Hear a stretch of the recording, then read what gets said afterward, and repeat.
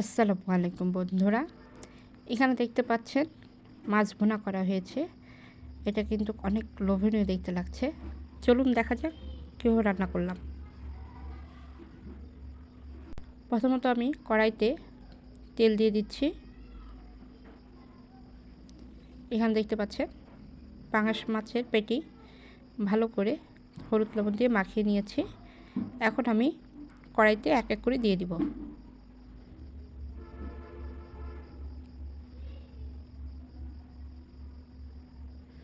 সবগুলো দিয়ে দিয়েছি। মাছটা ভাজার সময় একটু সাবধান সাথে দিবেন, কারণ পাঙাশের তেল কিন্তু খুবই গায়ে লাগে।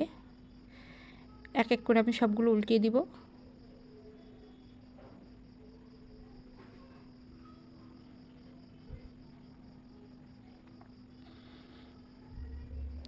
দেখতে পাচ্ছেন এটা বেশ ভালোভাবে ভাজা হয়ে গিয়েছে। এখন আমি এগুলো নামিয়ে নিচ্ছি। আমি কিন্তু দুই পিঠে ভালো করে ভেজে নিয়েছি।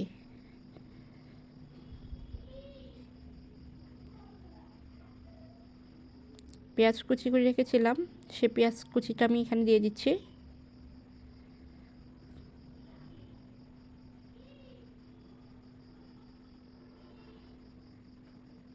এটাকে ভালো করে নেড়ে ছেড়ে দিচ্ছি। এখানে 2 টেবিল চামচের মতন লবণ দিয়ে দিলাম, হাফ চা চামচ হলুদ, 1 চা চামচ মরিচের গুঁড়া,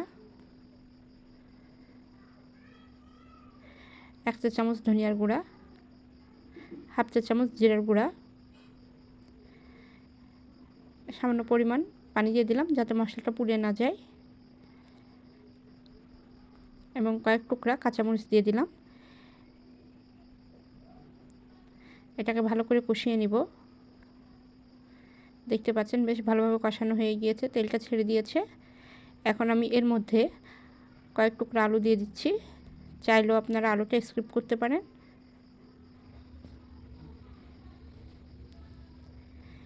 এখানে আমি সামান্য পানি দিয়ে দিব যাতে আলুটা ভালোভাবে সিদ্ধ হয়ে যেতে পারে। ঢাকনা দিয়ে কিছু সময় ঢেকে রাখবো। কিছু সময় পরে সেই ঢাকনাটা উঠিয়ে নিলাম।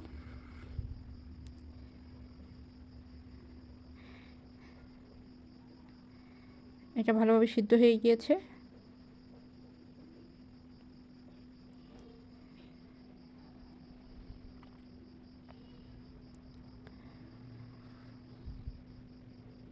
এখানে এখন ঝোলের পানি দিয়ে দিব। ঝোলটা আপনাদের পছন্দ অনুযায়ী রাখবেন। মাছগুলো দিয়ে দিচ্ছি।